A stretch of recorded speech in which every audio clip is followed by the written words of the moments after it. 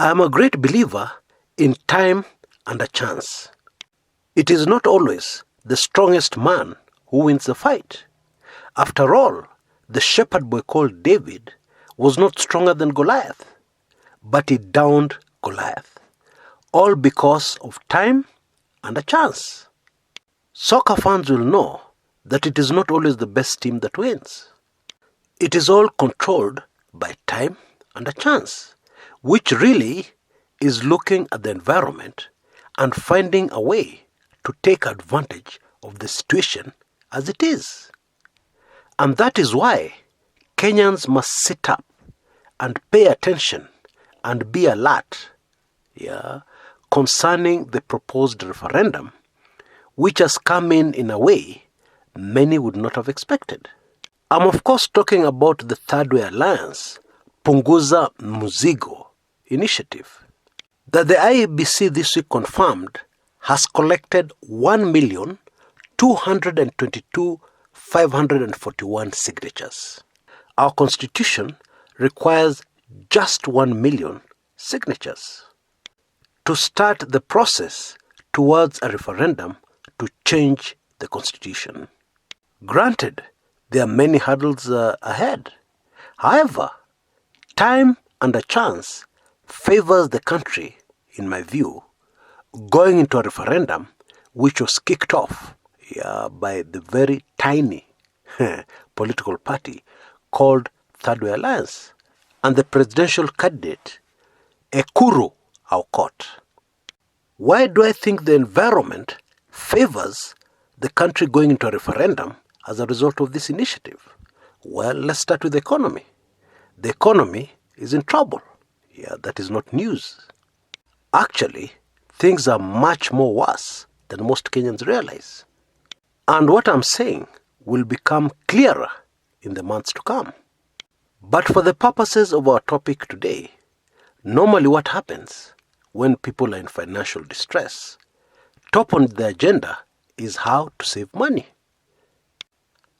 And Bwana Aukot's initiative is called punguza mizigo.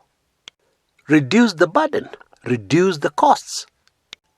Number 2, the initiative was very well thought out.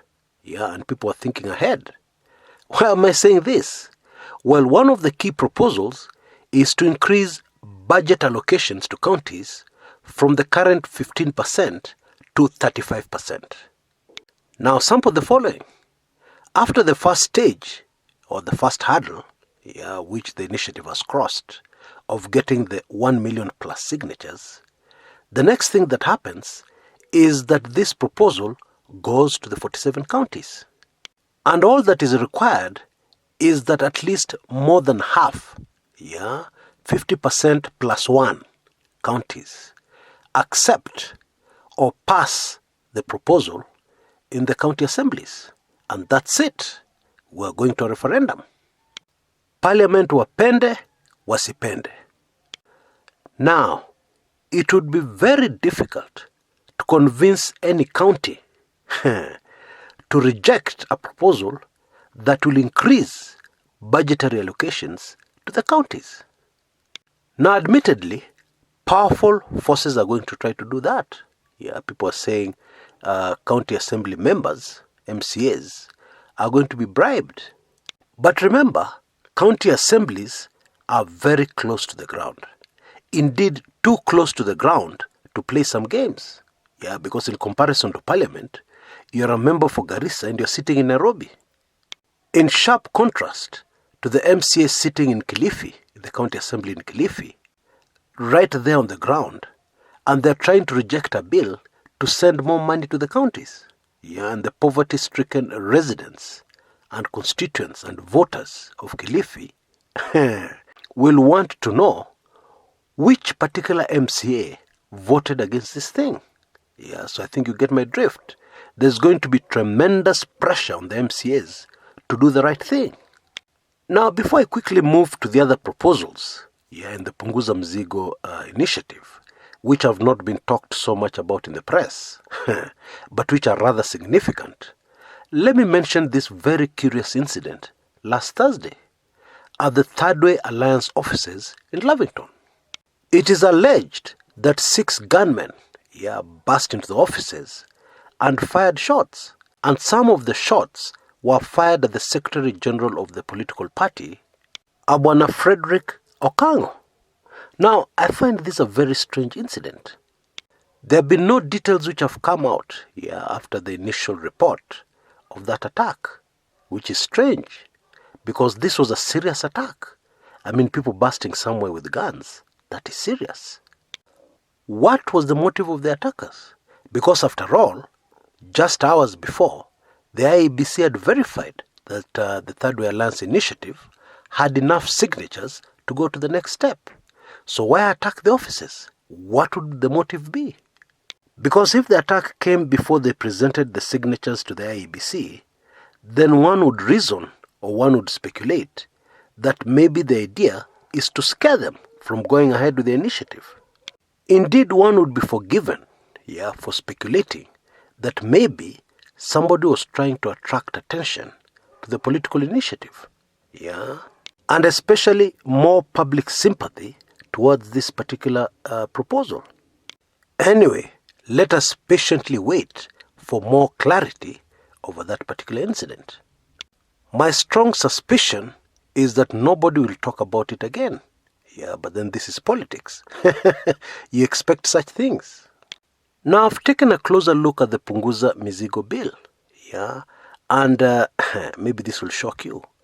But there's nothing in that particular bill that would stop me from voting yes, yes, yes.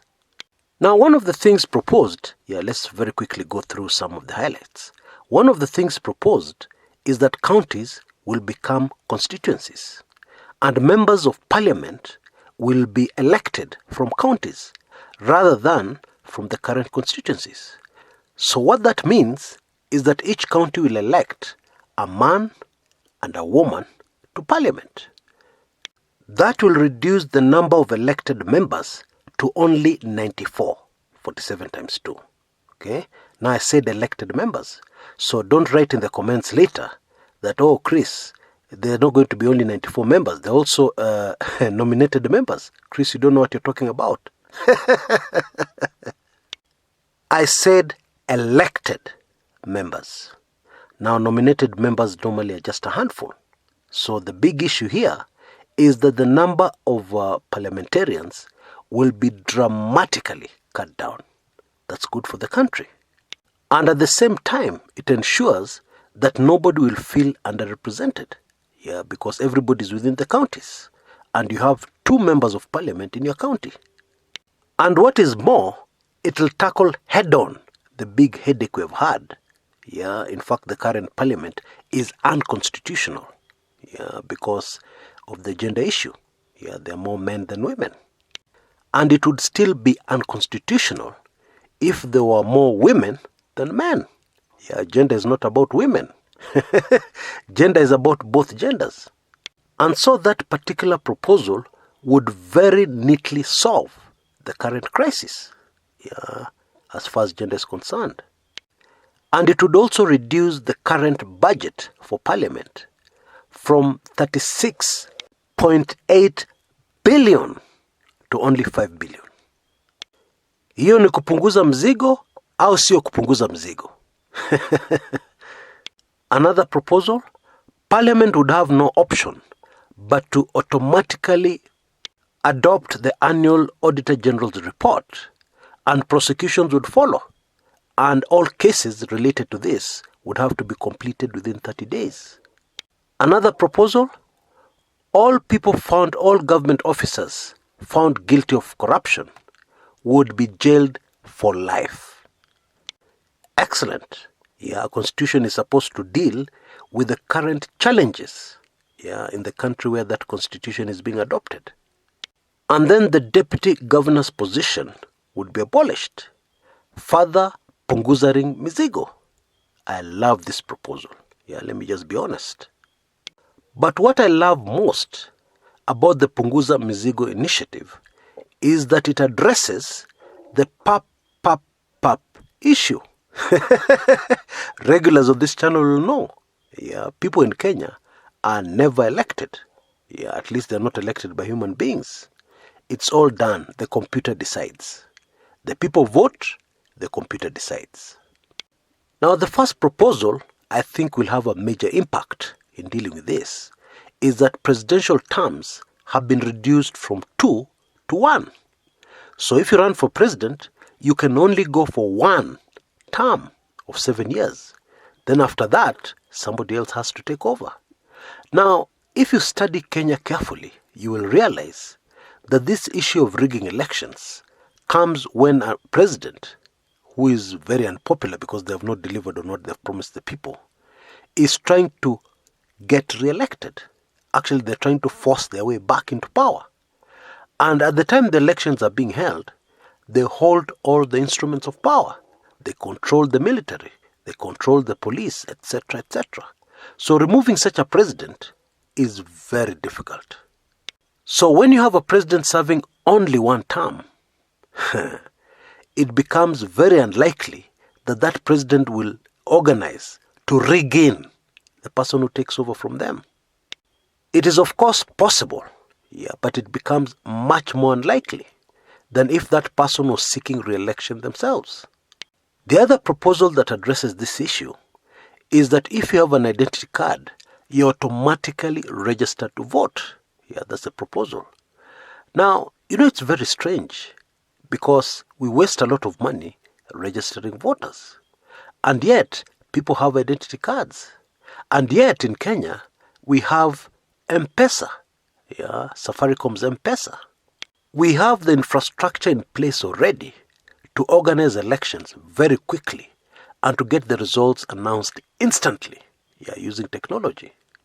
We really don't have to go into the business of getting servers in France or all over the place and doing much acrobatics, when we already have the infrastructure in place. So it's simply ID and you're registered to vote. And a vast majority of those IDs are registered on M-Pesa.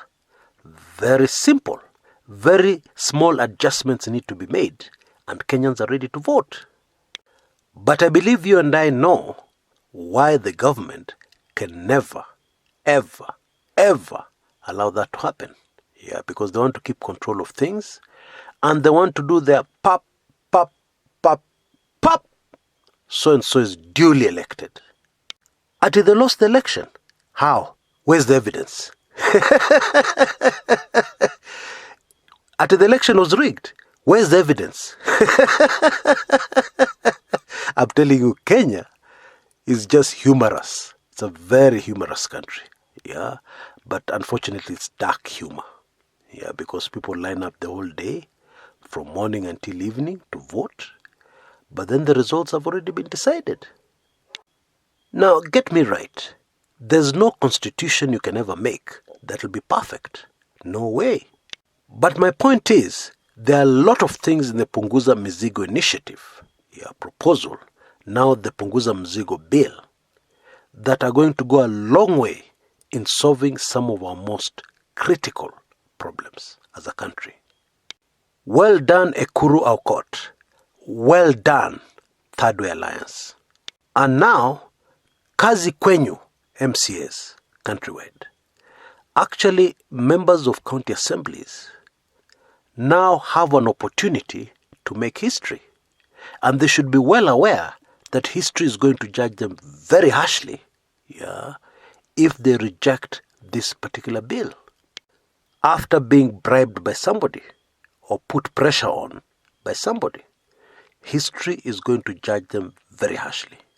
But they have an opportunity to make a mark in history so that in many years to come, maybe even long after we're gone, people will say, members of the county assembly saved Kenya. But sadly, we know how Kenyan politicians behave, even members of county assemblies. They're small MPs.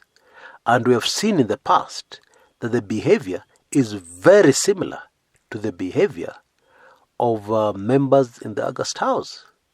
And so my strong proposal to all members of this channel is talk to your people on the ground.